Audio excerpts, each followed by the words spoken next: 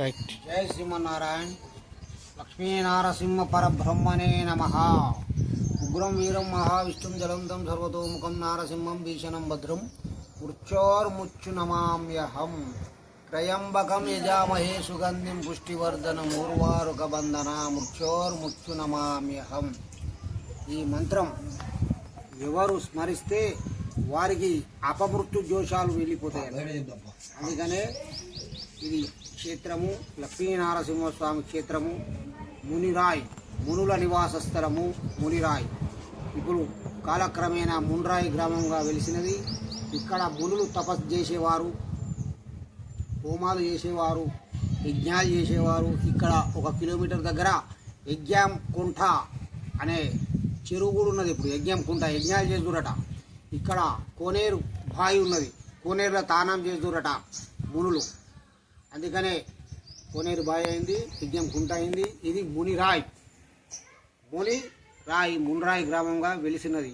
ఇక్కడ భక్తులకు కొంగు బంగారం వెలిసిస్తుంది. స్వామి కో అంటే ఓ ఖం అని అంటాడు.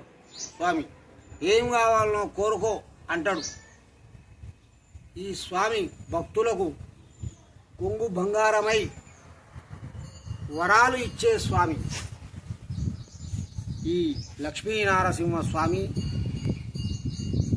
అష్టముఖ గండబేరుడ ఆకారంలో, గండబేరుడ పక్షి ఆకారంలో ఉంటుంది. ఆదిశేషుని అవతారంలో ఉంటాడు. అలా ఆదిశేషుని అవతారము మీద శిల, ఆదిశేషుని మీద తల మీద శిల, తల మీద ఏముంటుంది? ఆ మణిరత్నం ఉంటుంది ఆదిశేషునికి. అదే విధంగా ఉంటుంది ఈ మున్రాయి గ్రామము. చాలా భక్తులు వస్తుంటారు. ప్రతి సంవత్సరము శ్రావణ మాసము కళ్యాణము, సుదర్శన నారసింహ హోమము, ఇక్కడ ఉత్సవాలు జరుగుతుంటాయి, కళ్యాణాలు జరుగుతుంటాయి. కాని వారికి పెళ్ళిళ్ళు, సంతానం కాని వారికి సంతానము. అభయం ఇస్తాడు అభయాంజనేయ స్వామి. ఇక్కడ క్షేత్రపాలకుడు హనుమాన్, క్షేత్రపాలకుడు శివుడు, ద్వారపాలకుడు హనుమాన్, గరుడ, ఆదిశేషుడు ఇక్కడ కూర్చున్నాడు. అనంతాయ నమ, ఆదిశేషాయ నమ. మీద సుదర్శనుడు ఉన్నాడు. సుదర్శనం సూర్య సమప్రభ.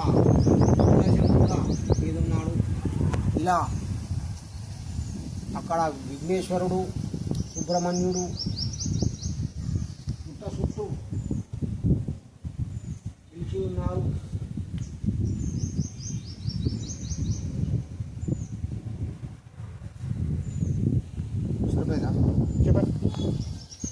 సంతానం కాని వారికి సంతానం, కళ్యాణం జరిగే వారికి కళ్యాణం.